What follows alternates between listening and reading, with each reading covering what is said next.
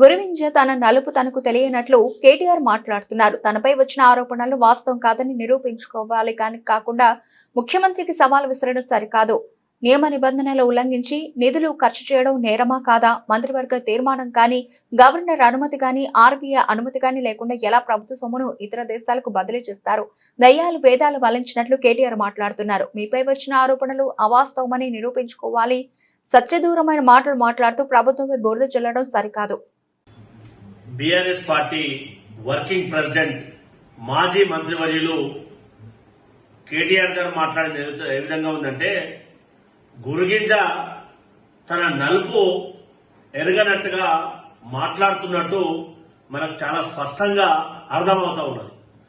తన పైన వచ్చినటువంటి ఆరోపణలకు నిరూపించుకోకుండా గౌరవ ముఖ్యమంత్రి గారి పైన దమ్ముంటే చర్చకురా, మీపైన ఏసీబీ కేసుంది, మీపైన ఈడీ కేసుంది కాబట్టి నాపైన కక్ష సాధింపు చర్యలు అని మాట్లాడడం అంటే చాలా విడ్డూరమైనటువంటి మాట. ఎందుకనంటే మీరు చేసింది తెలంగాణ రాష్ట్ర ప్రజల ప్రజాధనాన్ని వృధా చేసినటువంటి మీరు కనీసం మంత్రిగా పనిచేసినప్పుడు మంత్రి మండలి యొక్క ఆమోదం లేకుండా, ఫైనాన్స్ మంత్రి యొక్క ఆమోదం లేకుండా రాష్ట్ర ప్రభుత్వం యొక్క ఖజానాను, హెచ్ఎండిఏ ఖజానాను మీరు డైరెక్ట్ గా ఎఫ్ఆర్బి నిబంధనలు పాటించకుండా ఇతర దేశాలకు నిధులు తరలించడం అనేది ఆర్థిక నేరమా కాదా?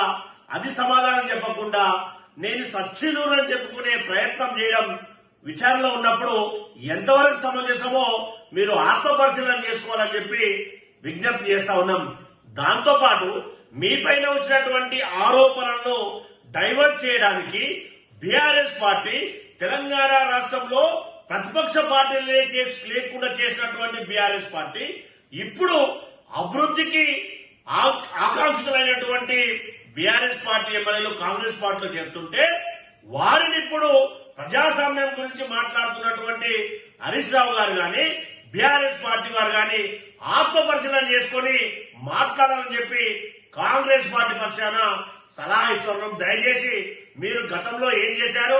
తెలంగాణ రాష్ట్రంలో 2 పర్యాయాలు ప్రతిపక్ష పార్టీలనే చేయకుండా చేసినటువంటి మీరు ఇప్పుడు దయ్యాలు వేదాలు వలించినట్టుగా మాట్లాడితే యావత్ భారతదేశ సమాజం గాని, తెలంగాణ సమాజం గాని హర్షించదు అని మరొక్కసారి మీకు గుర్తు చేస్తా ఉన్నాం. దాంతో పాటు మీ పైన వచ్చినటువంటి ఆరోపణలను ఏవైతే మీరు చేసినటువంటి ఆర్థిక నేరాలు ఉన్నాయో దాన్ని నిరూపించుకోండి. మీకు విజ్ఞత, వినయత, తెలంగాణ ప్రజల పైన విశ్వసనీయత ఉంటే కానీ ఏదైతే సత్యదూరమైనటువంటి మాటలు మాట్లాడి ప్రజాప్రభుత్వం పైన వస్తున్నటువంటి ఆదరణను చూసి ఓర్వలేక ఈ విధంగా మాట్లాడడం అనేది మంచి పరిణామం కాదని చెప్పి కాంగ్రెస్ పార్టీ పక్షాన హెచ్చరిస్తా ఉన్నాం.